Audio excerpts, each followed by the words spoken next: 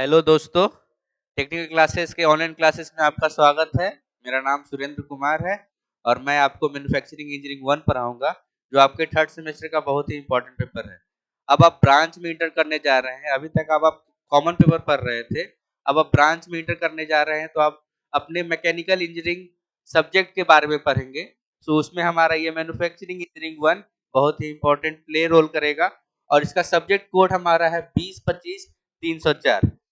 क्या पहले जानते हैं कि मैन्युफैक्चरिंग इंजीनियरिंग क्या होता है और क्या पढ़ेंगे इसमें। तो इसमें हम क्या करते हैं कि कोई रॉ मटेरियल को हम यूजफुल प्रोडक्ट बनाते हैं, जैसे कि हमारे काम में आ जाए। कोई जैसे कि एक रॉड है और उस रॉड से हम चीजल बनाएंगे, छेनी बनाएंगे, खंती बनाएंगे, गियर बनाएंगे, बाइसाइकिल बनाएंगे, कार बनाएंगे। तो इस तरह से हमारा वो यूजफुल प्रोडक्ट हो जाएगा। तो इसी सब्जेक्ट में हम जानेंगे कैसे कोई रॉ मटेरियल को हम यूजफुल प्रोडक्ट बनाते हैं। तो चलिए देखते हैं। तो पहले जानते हैं कि मैन्युफैक्चरिंग प्रोसेस क्या होता है। कन्वर्सन ऑफ रॉ मटेरियल, कोई रॉ मटेरियल को कन्वर्सन करके हम यूजफुल प्रोडक्ट बनाते हैं, such as gear, crankshaft, chisel. तो उसे हम मैन्युफैक्चरिंग प्रोसेस कहते हैं। हमारा मेटल इसमें क्या हो सकता है, हमारा रॉ मटेरियल इसमें मेटल और नॉन मेटल भी हो सकता है। उसको किसी प्रोसेस के थ्रू हम डालेंगे और फिर हमारा useful product such as gear और क्रैंकशाफ्ट बन जाएगा। ये हमारा मैन्युफैक्चरिंग प्रोसेस हुआ। अगर इसको डिफिनेशन में पढ़ें तो कैसे पढ़ेंगे। Manufacturing can be defined as conversion of raw material into useful article by the means of physical labor or the use of power driven machinery। मतलब या तो हम हाथ से खुद से बना सकते हैं या तो कोई हम मशीन का यूज करेंगे। जैसे देखिए, ये हमारा इनिशियल रॉ मटेरियल है रॉड के फॉर्म में, और इससे हम कोई यूजफुल शाफ्ट बना लिए। ठीक है, तो ये हमारा रॉ मटेरियल है और ये हमारा यूजफुल प्रोडक्ट है। उसी तरह अगर और सिंपल वे में कहें तो मान लीजिए कि ये मिट्टी है और मिट्टी से कैसे हम एक मूर्ति का निर्माण करते हैं। तो हमारा इनिशियल जो है ये रॉ मटेरियल है और फिर हम फाइनल हमारा मूर्ति है। ये मैन्युफैक्चरिंग प्रोसेस कहलाता है। आगे जानेंगे कि मैन्युफैक्चरिंग प्रोसेस होता है जो हमारा, वो दो प्रोसेस में होता है। पहला होता है हमारा प्राइमरी प्रोसेस और दूसरा सेकेंडरी प्रोसेस।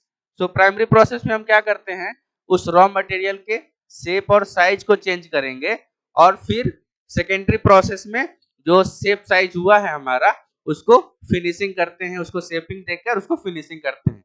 जैसे कि बता रहे थे कि एक रॉड से छेनी बनाना है, तो पहले उसको प्राइमरी प्रोसेस में उसके शेप को चेंज करेंगे और फिर सेकेंडरी प्रोसेस में उसको मशीनिंग करके उसके धार को बनाते हैं। In primary process only shape and size of raw material changes, and secondary process में क्या करते हैं, इसी प्रोसेस को फॉलो करते हैं और फिर हम उसको एक्यूरेट शेप देने की कोशिश करते हैं और इसे हम फिनिशिंग प्रोसेस भी कहते हैं।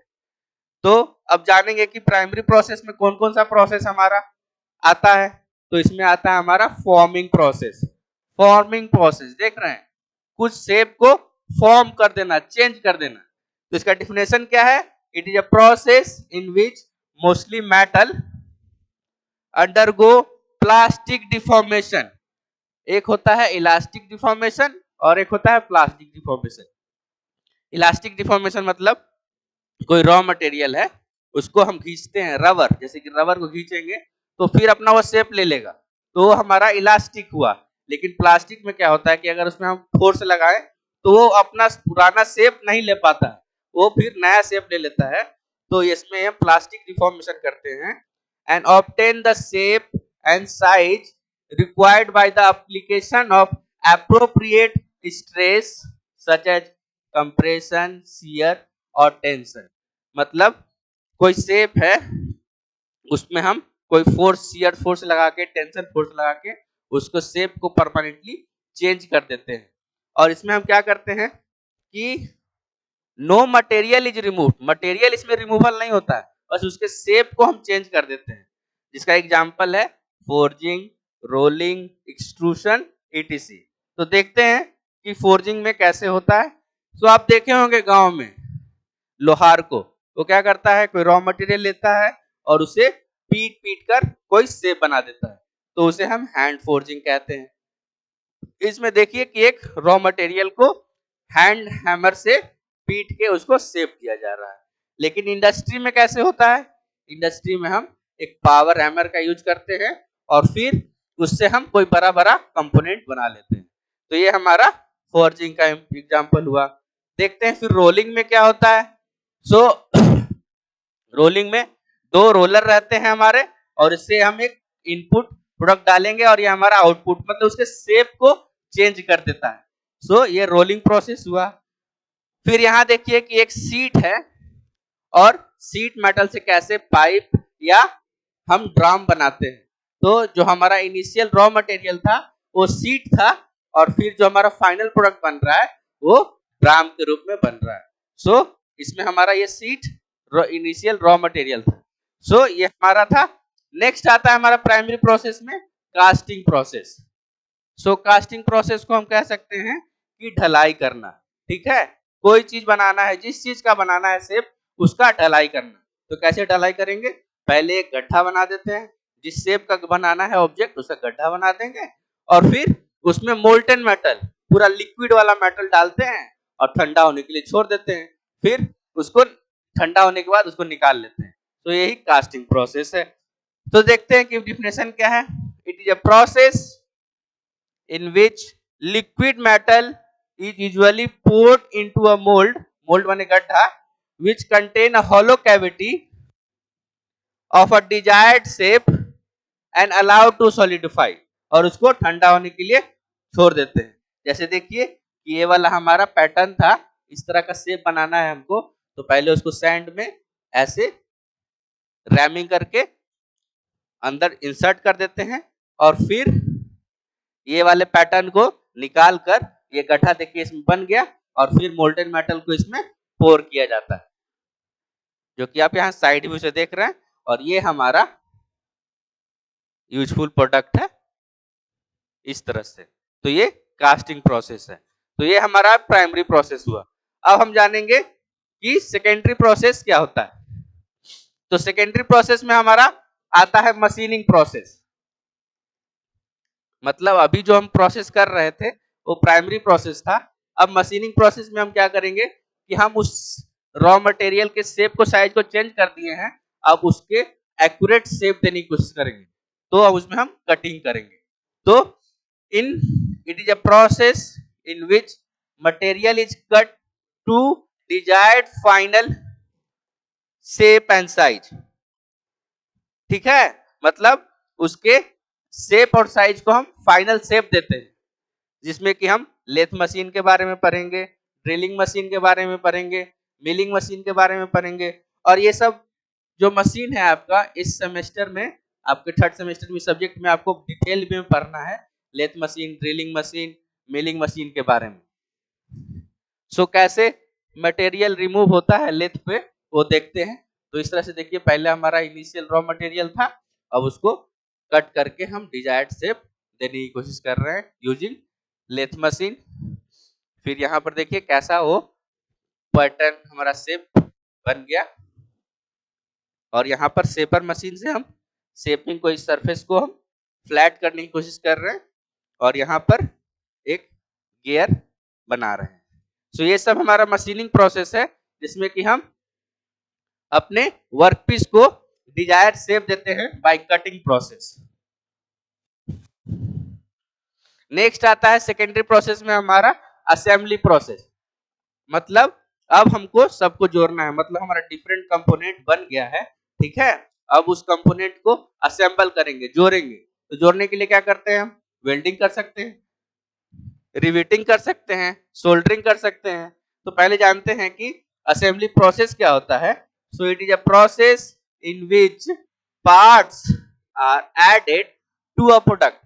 देखिए ध्यान से कि ये पहले हमारा पार्ट्स था, अब प्रोडक्ट बन गया, ठीक है, और उसको ऐड भी करना है। तो कैसे, in a sequential manner to create a end product. मतलब अभी तक जितना भी हमारा बना था वो पार्ट बना था, ठीक है।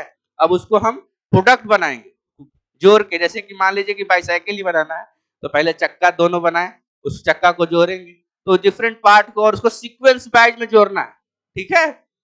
तो ये हमारा असेंबली प्रोसेस है। तो उसमें हम क्या करेंगे कि वेल्डिंग के थ्रू, रिवेटिंग के थ्रू या सोल्डरिंग के थ्रू ऐसा प्रोसेस करते हैं।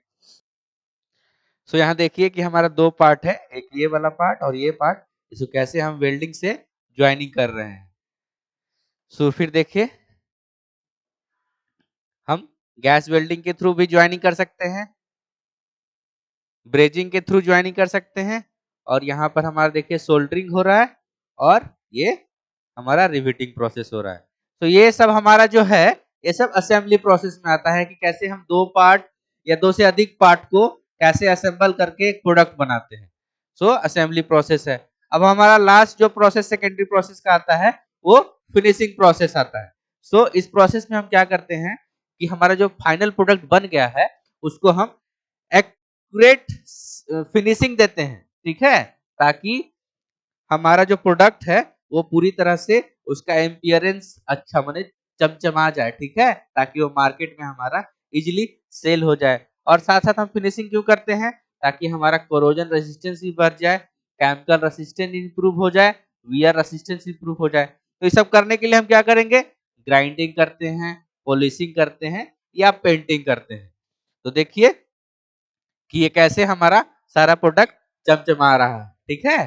तो पहले ये मशीनिंग से, उसके बाद फिर इसको हम फिनिशिंग करके किए हैं। तो कैसे करते हैं, तो देखिए कि हमारा ये कोई मशीन है, उसके थ्रू ये हमारा ये सरफेस मशीनिंग फिनिशिंग हो रहा है। तो यहाँ पर देखिए कि केमिकल से उसको ट्रीटमेंट किया जा रहा है ताकि ये केमिकल रिएक्शन हमारा नहीं हो।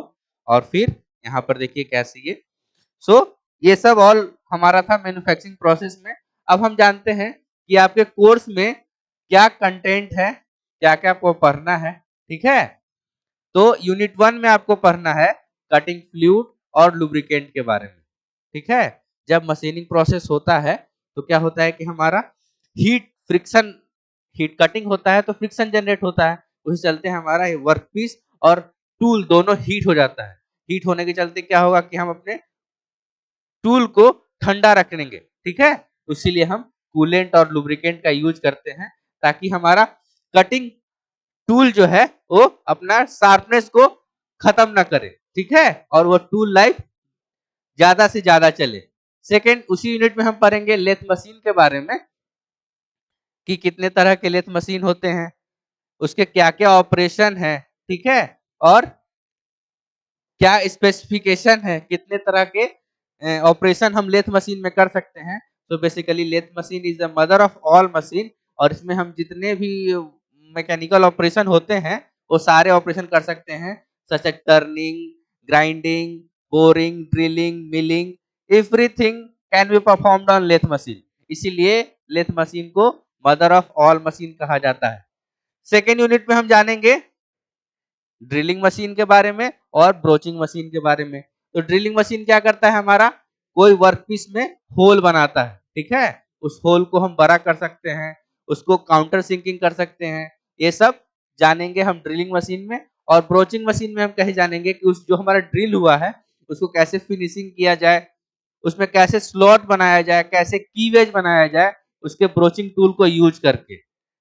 यूनिट 2 में हम ड्रिलिंग मशीन और ब्रोचिंग मशीन के बारे में डिटेल से पढ़ेंगे। फिर नेक्स्ट हमारा जो यूनिट 3 है उसमें हमको वेल्डिंग पढ़ना है, सोल्डरिंग पढ़ना है और ब्रेजिंग के बारे में पढ़ना है। वेल्डिंग को हम डिटेल में पढ़ेंगे कि कितने तरह के वेल्डिंग होते हैं, जैसे कि submerge arc welding, metal shielded arc welding, gas welding, TIG welding, MIG welding, resistance welding, और कौन कौन सा वेल्डिंग कब यूज करना चाहिए, कब इसका एप्लीकेशन होता है, वो सब देखेंगे। और सोल्डरिंग कब करते हैं, ब्रेजिंग कब करते हैं, ये सब जानेंगे। उसी यूनिट में हमको मिलिंग मशीन के बारे में पढ़ना है। मिलिंग मशीन एक multi point cutting tool use करता है। तो उसमें मल्टी पॉइंट कटिंग टूल होने के कारण क्या होगा कि हमारा वर्कपीस जल्दी से, हमारा कम समय में हमारा वर्कपीस में फिनिशिंग हो जाएगा। 4 यूनिट में हमको पढ़ना है गियर मेकिंग के बारे में, गियर हॉबिंग और प्रेस वर्किंग के बारे में। सो गियर मेकिंग मतलब कैसे हम गियर बनाएंगे, कास्टिंग प्रोसेस से बनाएंगे और तरह तरह मेथड से हम कैसे गियर का निर्माण करते हैं, मिलिंग मशीन से भी बनाते हैं, तो वो जब जानेंगे। फिर गियर हॉबिंग मतलब गियर हॉबर का यूज करके हम गियर मेकिंग करेंगे। प्रेस वर्किंग में हम करेंगे कि कैसे कोई रॉ मटेरियल को हम डिफरेंट शेप एंड साइज में चेंज कर सकते हैं, उसको डाई और पंच का यूज करके। लास्ट यूनिट में हमको पढ़ना है ग्राइंडिंग एंड फिनिशिंग प्रोसेस के बारे में। सो हम डिफरेंट ग्राइंडिंग मशीन्स के बारे में जानेंगे और फिनिशिंग प्रोसेस में हम पढ़ेंगे लैपिंग, हॉर्निंग, कैसे कोटिंग करते हैं, ये सब।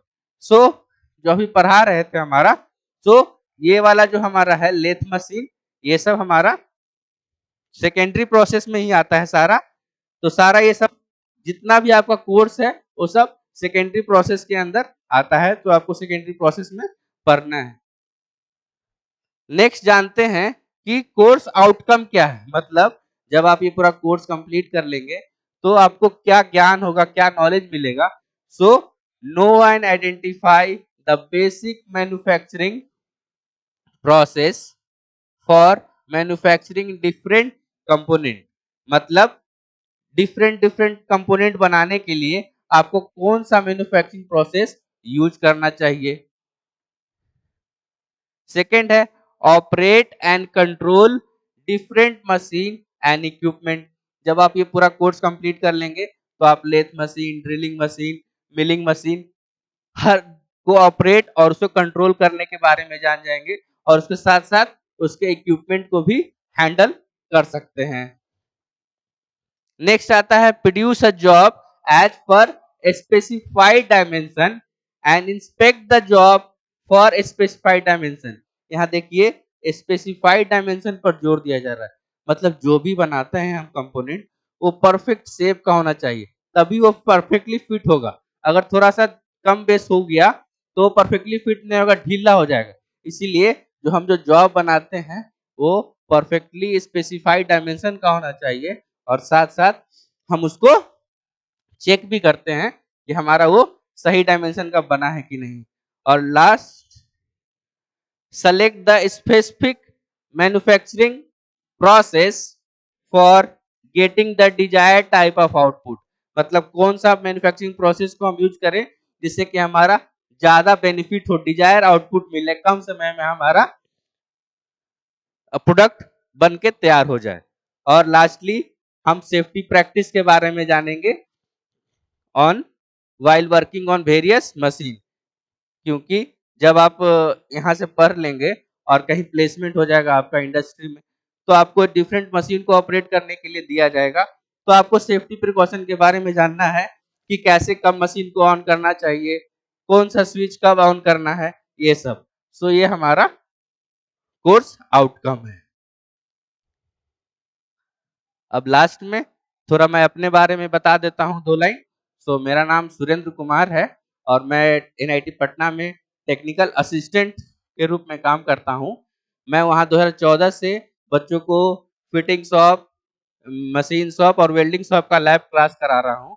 सो ये जितने भी आप मशीन शॉप देख रहे थे, जितने भी मशीन देख रहे थे, वो सबको मैं प्रैक्टिकली वहाँ पर हैंडल करता हूँ। सो मैं यहाँ पर भी कोशिश करूंगा कि हर एक टूल को मैं ज्यादा से अच्छी तरह से आपको समझा सकूं। सो मिलते हैं अगले क्लास में। Thank you.